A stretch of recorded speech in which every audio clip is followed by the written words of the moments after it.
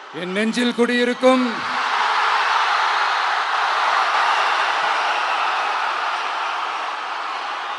திருநெல்வேலி மக்கள் உங்கள் அனைவருக்கும் என்னுடைய வணக்கம். வணக்கம் வணக்கம் வணக்கம் வணக்கம். எல்லாரும் எப்படி இருக்கீங்க?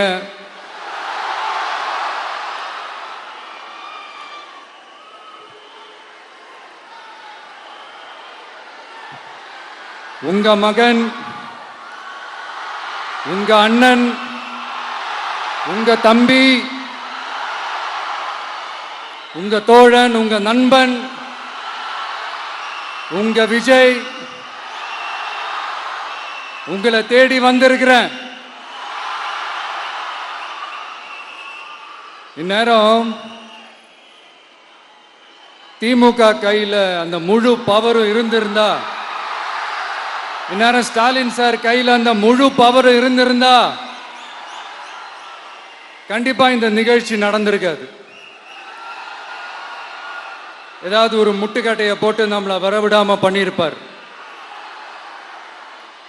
ஆனா இப்பதான் அவர் ஒரு அதிகாரம் இல்லாத ஒரு முதல்வரா அப்படியே இருக்கார்ல, ஒரு கேர்டேக்கர் கவர்மெண்ட்னு சொல்லுவாங்க இந்த பீரியட. ஸோ அப்படி இருக்கிறதுனாலயோ என்னமோ கொஞ்சம் ஈஸியாக வர முடிஞ்சதுன்னு நினைக்கிறேன். அது மாதிரி இந்த திமுக கவர்மெண்ட் நமக்கு எவ்வளவு பிரச்சனைகள், எவ்வளவு நெருக்கடிகள், எவ்வளவு அவதூறுகள், அவங்களையும் தாண்டி இன்னும் சில பேர் இன்னும் நிறைய அவதூறுகள் எல்லாமே பரப்புனாங்க. இந்த திமுக கூட்டணிக்கும் பாஜக கூட்டணிக்கும் ரெண்டு பேருமே வெளியில வேணா தனித்தனியா இருப்பாங்க, ஆனா உள்ளுக்குள்ள இவங்க ரெண்டு பேருமே ஒண்ணுதான். இவங்க ரெண்டு பேருக்குமே ஒரே நோக்கம்தான். அது என்ன நோக்கம் தெரியுமா? உங்களுக்காக நல்லது செய்ய, உங்களுக்காக உழைக்க, உங்களோட கூடவே நிக்க இந்த விஜய் வந்துடக்கூடாது. அதுதான் அவங்களுடைய அந்த நோக்கமே. ஏன்னா இந்த விஜய் வந்ததிலிருந்து அவங்க நிறைய இந்த ஊழல்லாம் செஞ்சுக்கிட்டு இருந்தாங்கல்ல, ஒரு லிஸ்ட் போட்டு சொன்னல, அதெல்லாம் அவங்களால செய்ய முடியாம போச்சு. எல்லாத்துலயும் மண்ணு விழுந்துருச்சு. அதனால செம்ம கோபத்தில் இருக்கிறாங்க என் மேல. அதே மாதிரி அடுத்து ஆட்சிக்கு வர முடியாத ஒரு சூழ்நிலைய மக்களே நீங்களே ஆல்ரெடி உருவாக்கிட்டீங்க. இந்த கூட்டணி கணக்கு, அந்த கணக்கு, இந்த கணக்கு எதுவுமே எடுபடல. இந்த அரித்மேட்டிக் கணக்கு, மேத்தமேட்டிக்ஸ் கணக்கு எல்லாமே மண்ணுக்குள்ள புதைச்சிட்டீங்க. அப்புறம் இந்த கொள்ளையடிச்சு வச்சிருக்கிற இந்த பணத்தை எல்லாம் வச்சு கல்லாப்பட்டி கூட்டணின்னு ஒன்று சேர்த்து வச்சிருந்தாரு. அது எல்லாமே இப்ப கலகலத்து போய் நிக்குது. டாப் தனியா, பாட்டம் தனியா, ரீப்பர் தனியா, ஜாயிண்ட் தனியா, அப்படி நிக்குது தனித்தனியா. எல்லாமே அப்படியே ஒட்ட வச்சுக்கிட்டு இருக்கிறாரு. கூட்டணி கட்சிக்காரங்களே ஒருத்தருக்கு ஒருத்தர் ஓட்டு போட்டுக்க மாட்டாங்க போல் இருக்கு. அப்படி இருக்கு நிலைமை இந்த திமுக கூட்டணியில. சரி, இவங்களுக்கு தான் இந்த நிலைமைன்னு பார்த்தா இந்த பாஜக தலைமையில் மற்றும் பலர் அவங்க நிலைமை இன்னும் மோசமா இருக்குது. அதனால மக்களே, இந்த திமுகவோட நேரடி கூட்டணிக்கும் மறைமுக கூட்டணிக்கும் நம்ம மேல காண்டு.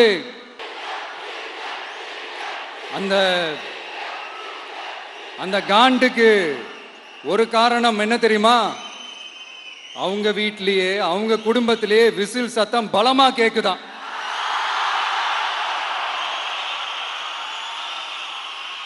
அடுத்த காண்டு அது இந்த சில பல கோடிகளை கொடுத்து நம்ம தமிழ்நாட்டு காங்கிரஸை பையில போட்டுக்கிட்டாங்க. யாரு?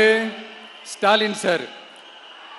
ஆனா உண்மையான காங்கிரஸ் யாரு பக்கம் நிக்குது? நம்ம பக்கம் நிக்குது.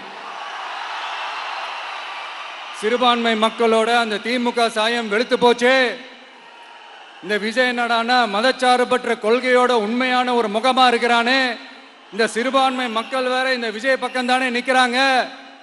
அப்படின்ட்டு இந்த திமுகவுக்கும் பாஜகவுக்கும் என் மேல காண்டோ காண்டு. அதுக்காக நாம் என்ன செய்ய முடியும்? இந்த 33 வருஷமா ஒவ்வொரு வீட்டுக்குள்ளேயும் ஒவ்வொரு மனசுக்குள்ளேயும் போறதுக்கு நாம் பட்ட பாடு எனக்கு தானே தெரியும்.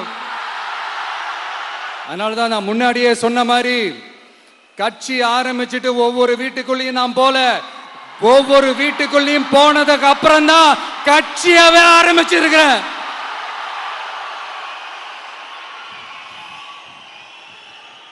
இது இந்த அரசியல் எல்லாத்தையும் தாண்டி இருக்கிற ஒரு உறவு. கட்சி கிட்சி எல்லாத்தையும் தாண்டி இருக்கிற ஒரு உறவு. இது ஒரு பூர்வ ஜென்ம பந்தம். இது சும்மா இந்த அரசியல் ஆதாயம் தேடுறவங்களுக்குலாம் இது என்னன்னே புரியாது. இது மற்றவங்களுக்கு வேணா எலெக்ஷன், ஆனா இந்த விஜய் கூட நிக்கிறவங்களுக்கும் இது ஒரு இமோஷன். நான் சந்தோஷப்பட்டா மக்கள் சந்தோஷப்படுறாங்க, மக்கள் சந்தோஷப்பட்டா நான் சந்தோஷப்படுறேன். எனக்கு ஒண்ணுனா மக்களுக்கும், மக்களுக்கு ஒண்ணுனா எனக்கும் கண்ணு கலங்கும். எவ்வளவு அவதூறுகள்! இந்த கரூர் விஷயத்தை பத்தி ஊருக்கே தெரியும். ஆனா போடு, விஜய் மேல பழிய போடு. என்னடா இவ்வளவு பெரிய ஒரு பழிய தூக்கி விஜய் மேல போட்டாலும் மக்கள் விஜய் கூடவே நிக்கிறாங்க. இது என்னடா அதிசயமா இருக்குது அப்படின்ட்டு அது ட்ரை பண்ணி பார்த்தாங்க. அது மக்கள் கிட்ட எடுபடல. சரி, அடுத்து வேற என்ன பண்ணலாம்?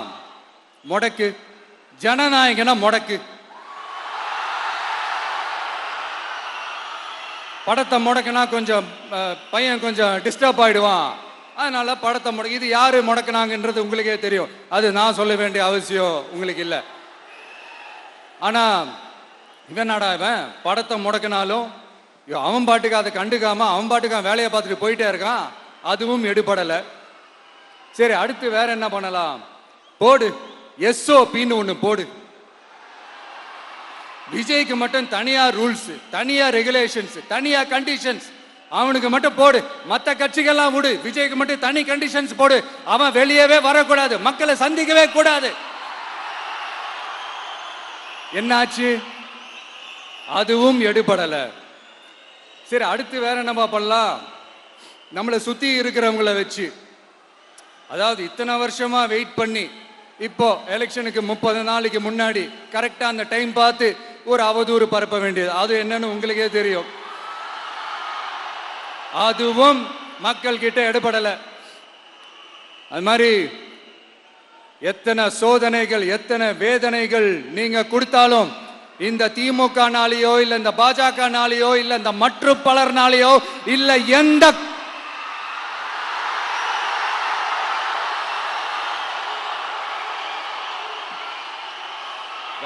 வேற யாராலையும் என்ன மக்கள் கிட்ட இருந்து பிரிக்க முடியாதுன்னு சொல்ல வந்தேன். அதைத்தான் சொல்ல வந்தேன்.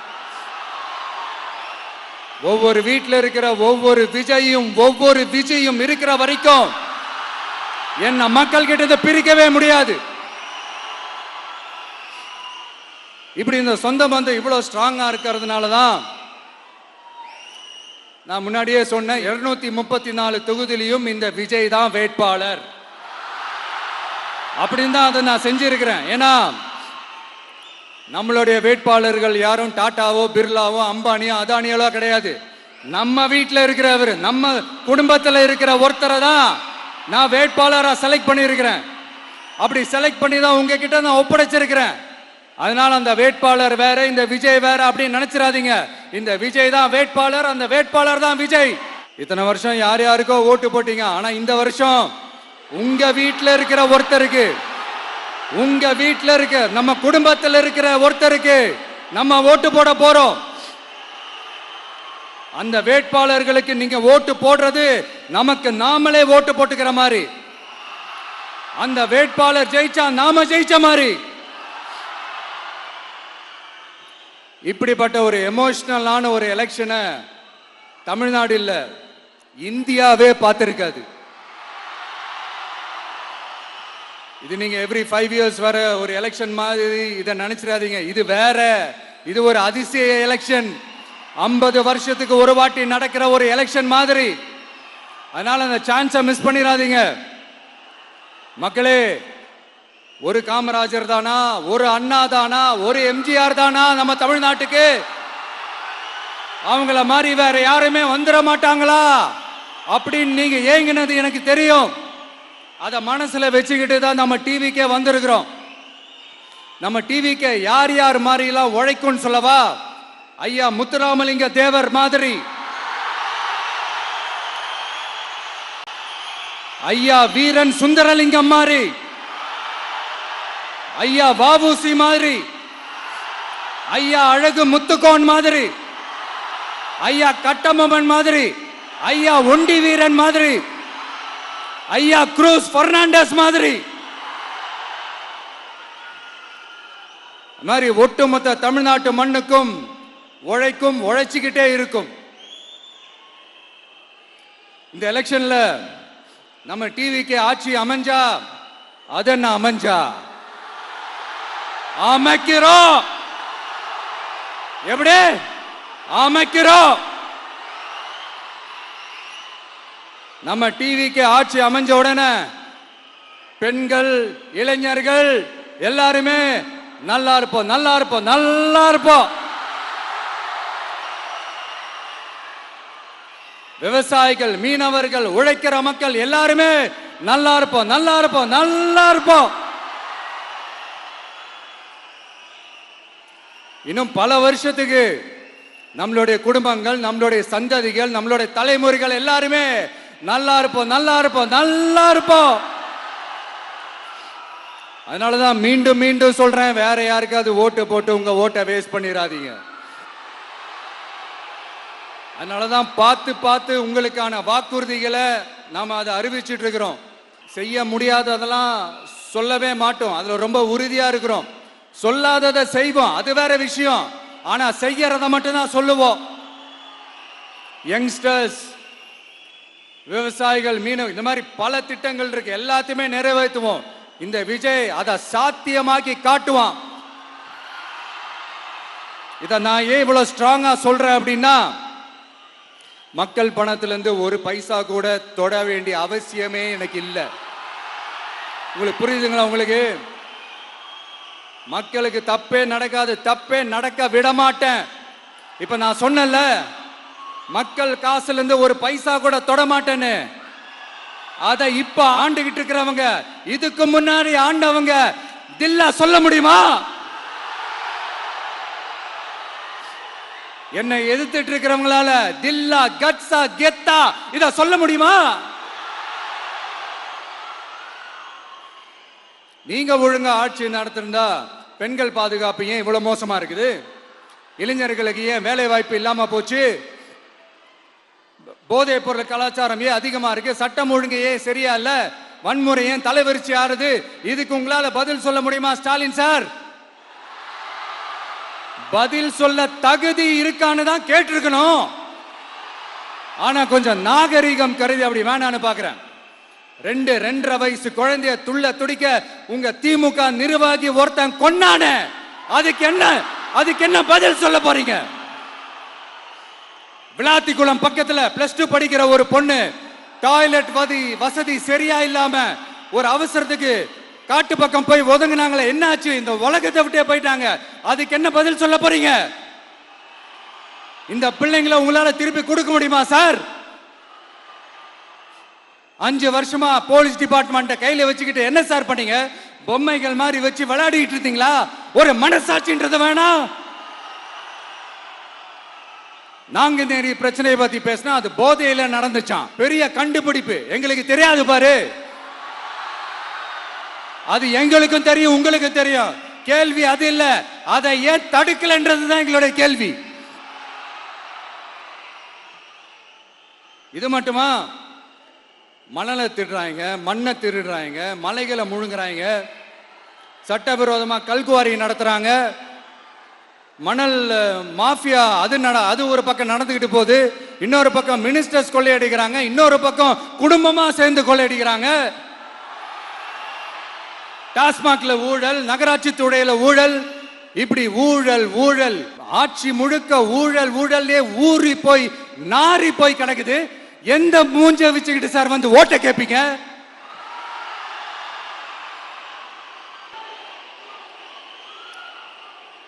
இந்த எலெக்ஷன் சும்மா உங்க பணத்தை எல்லாம் வச்சுக்கிட்டு ஒன்னும் கிழிக்க முடியாது.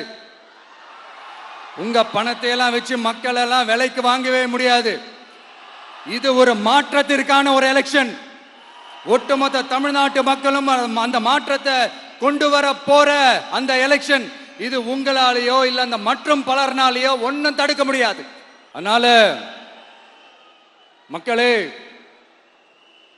ஏப்ரல் 23ஆம் தேதி காலையில சும்மா பக்காவா ரெடி ஆயிட்டு வீட்டில் இருக்கிற சாமியெல்லாம் கும்பிட்டுட்டு உங்க ஓட்டர் ஐடி கார்டு கையில் எடுத்துக்கிட்டு முதல்ல பூத்துல போய் நின்று அந்த விசில் சின்னத்துக்கு நேரா இருக்கிற அந்த பட்டனை ஒரு அழுத்துங்க. இது ஒரு தலைமுறைக்கான ஒரு தேர்தல், உங்களுக்கான தேர்தல். எப்பேற்பட்ட வசதியான வாழ்க்கையா இருந்தாலும் எல்லாத்தையும் தூக்கி எறிஞ்சது உங்களுக்காக மட்டுமே வந்திருக்கிறேன். உங்களுக்காக நன்றி கடன் செலுத்துறதுக்காக மட்டுமே வந்திருக்கிறேன். அத்தனை வழிகளையும் தாங்கிக்கிட்டு உங்களுக்காக மட்டுமே வந்திருக்கிறேன். ஒரு நாளும் பொய் சொல்லி உங்களை நான் ஏமாத்தவே மாட்டேன். இந்த 4 முனை போட்டி, 40 முனை போட்டி, எத்தனை முனை போட்டின்னு எத்தனை உருட்டினாலும் இங்க 2 முனை போட்டி மட்டும்தான்.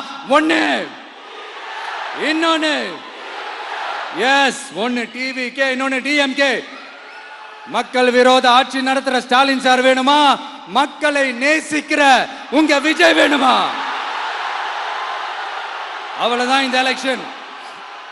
அதனால உங்க மகனுக்கு, உங்க அண்ணனுக்கு, உங்க தம்பிக்கு, உங்க பிள்ளைக்கு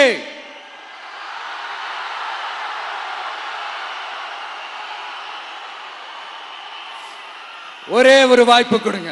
தயவு செஞ்சு விசில் சின்னத்துக்கு ஓட்டு போடுங்க. இது ஒரு விசில் புரட்சி தேர்தலா இருக்கணும்.